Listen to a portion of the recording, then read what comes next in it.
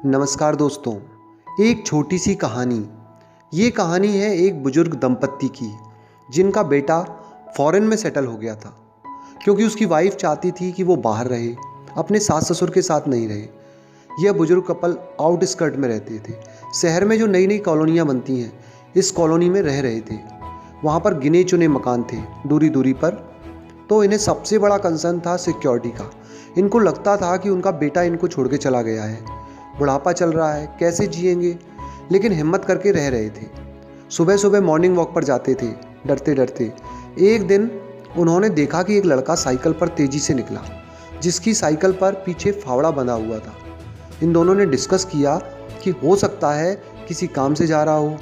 दूसरे दिन फिर से दिखा, तीसरे दिन फिर से दिखा, रोजाना दिखने लगा। तो एक दिन आंटी जी ने अंकल जी से कहा, मुझे लग रहा है कि कुछ गड़बड़ है, कहीं पर जाकर ये लड़का कुछ गलत काम कर रहा है, किसी का कंस्ट्रक्शन ढा रहा है, कुछ ना कुछ तो गलत काम कर रहा है। तो अंकल जी ने कहा, हमें क्या मतलब है, हमें क्या करना है, तुम परेशान मत हो, हम सुरक्षित हैं। लेकिन आंटी जी ने कहा, हमें देखना चाहिए। तो एक दिन सवेरे हिम्मत करके उस लड़के की साइकिल के पीछे पीछे चलने लगे। थोड़ा दूर गए तो उन्होंने देखा कि लड़के ने साइकिल खड़ी कर दी है। बड़े से पेड़ के नीचे खाली ज़मीन पड़ी हुई थी, वहाँ पर उसने खुदाई शुरू कर दी। वो खोदता जा रहा था, खोदता जा रहा था। फाइनली इनने हिम्मत करके उससे पूछ लिया कि बेटा एक बात बताओ, आप ये ज़मीन की खुदाई क्यों कर रहे हो? तो उसने कहा, नमस्ते अंकल जी, आपको मैं रोज़ाना दिखता हूँ, आप आंटी जी के साथ घूमने निकलते हैं, आपको मुझसे डरने की ज़रूरत नहीं है, और मैं यहाँ पर कोई गलत काम नहीं कर रहा हूँ। मेरी नई नई नौकरी लगी है फार्म हाउस में, बड़े दिनों से बेरोज़गार था, फाइनली मुझे काम मिला है।